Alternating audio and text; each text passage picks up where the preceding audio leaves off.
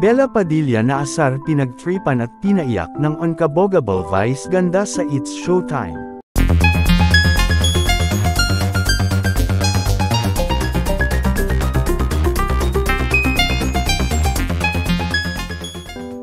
Bella Padilla naasar, pinagtripan at pinaiyak ng unkabogable vice ganda sa It's Showtime.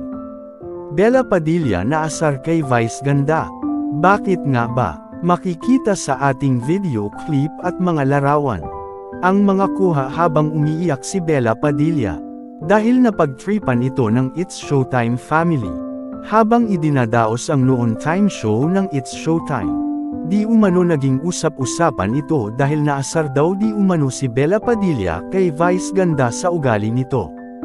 Sambit ng isang netizen at komento nito na, "Grabe kayo kay Bella. Huwag nyo naman siyang pinapaiyak. Bakit kayo ganyan bagong pasok pa lang siya sa It's Showtime pinagtripan nyo na?"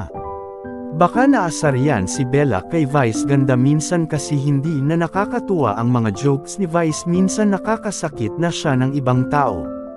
Nang hindi niya namamalayan, minsan kasi sumusobra na rin. Sana wag nyo trituhin ng ganyan ang prinsesa. Dahil ang ganda-ganda niya at bagong pasok pa lang siya. Sana wag ganyan trito. We love Bella Padilla. Sambit ng netizen, na ipinagtatanggol ang larawan ni Bella Padilla dahil sa trito ng Showtime family sa kanya. Dahil hindi daw maitatanggi na minsan ay sobra na ang trito nila sa ibang tao.